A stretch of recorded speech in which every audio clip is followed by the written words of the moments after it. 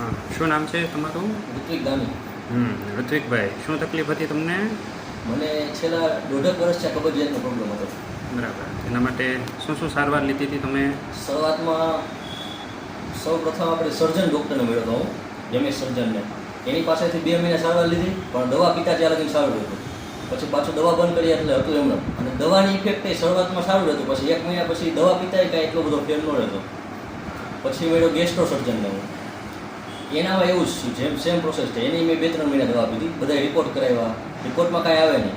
અને દવા પીધી, શરૂઆતમાં દવા પીએ ત્યારે લગી વધારે સારું રહી. પછી જેમ જેમ દવાનો અસર ઓલી થતી જાય એમાં ટૂંકમાં એની ઇફેક્ટ ઓછી થતી જતી દવાની. અને દવા ન પીવે એટલે હાવ પૂરું હોય. પછી હોમિયોપેથિક ડૉક્ટરને બતાવ્યું હતું. હોમિયોપેથિક ડૉક્ટરમાં એને 6 મહિનાનો કોર્સ કીધો, પણ મેં 6 મહિનાનો કોર્સ નહોતો કર્યો. 2-3 મહિના મેં રાહ જોઈ, પણ 2-3 મહિનામાં એનથી કંઈ સોલ્યુશન ન આવ્યું.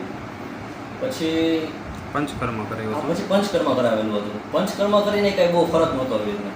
બરાબર. પછી આપણે દવાઓ ચાલુ કરી? હા. બરાબર. એનાથી કેવું રહ્યું દવાઓથી? દવા શરૂઆતમાં કરી ત્યારે શરૂઆતમાં એટલું બધું નહોતું, પણ બ્લાઇન્ડલી ફોલો કર્યું એટલે 4-5 મહિના પછી હવે હાવ કમ્પ્લીટ છે. બરાબર. છેલ્લા કેટલા સમયથી તમે કોઈ પણ પ્રકારની દવા નથી લીધી? છેલ્લા 3.5-4 મહિના સુધી મેં એક પ્રકારની દવા નથી લીધી. એની રીતે નેચરલી પેટ સાફ આવી જાય છે? દરરોજ સવારે એના સમયે પેટ સાફ આવી જાય છે? બરાબર છે. સરસ. ચાલો.